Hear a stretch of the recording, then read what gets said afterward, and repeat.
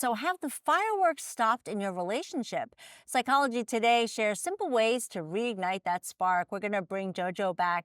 So, the first one, I really like this one. It says, take a moment for a heartfelt goodbye, Oh, so good. whether you're leaving for work or just going to grab a coffee.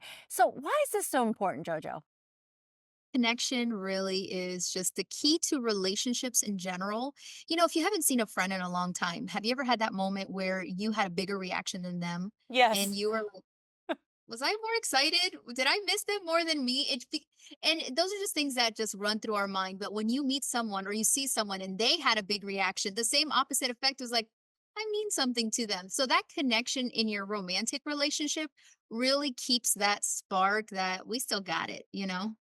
I love that. The article also says reunions are just as important. How can couples celebrate coming back together even after a short separation? Because a lot of people, they work maybe in other cities for a couple of Hmm. days or whatever the case may be. How do they do that, JoJo?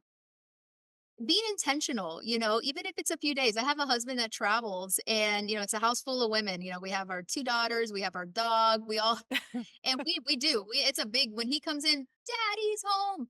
And, being intentional that this is his safe space, that when he comes back home, that he feels like we are happy that he's home. So if you're intentional with that, and yeah, it could have been a bad day. Maybe you burnt, the food you were cooking, you just separated the kids from fighting and you're not feeling well or whatever. You're not necessarily going to go, all right, where are the fireworks, where the whatever, those poppers.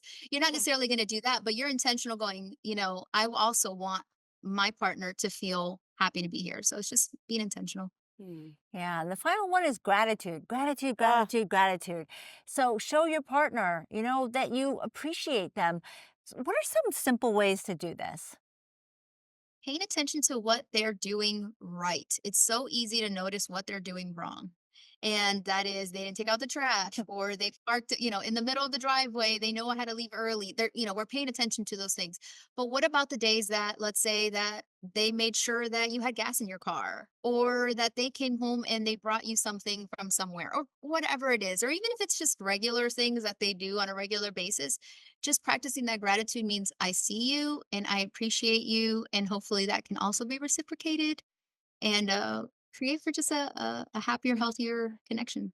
yeah, because let me tell you, Mhm. as a person who's divorced, one of the main things I miss about my ex-husband is always having the car, the gas full, and like it's the little things you appreciate after the relationship is over. So appreciating them during the Yes, relationship, is that's our it's that's our key. key. But it's so true. It's like what you focus on grows, right? Hmm. It's so easy to focus on the little irritants instead of like the really Like sweet things like things. that. Yeah. All right. Thanks That's for true. the reminder as always, Jojo.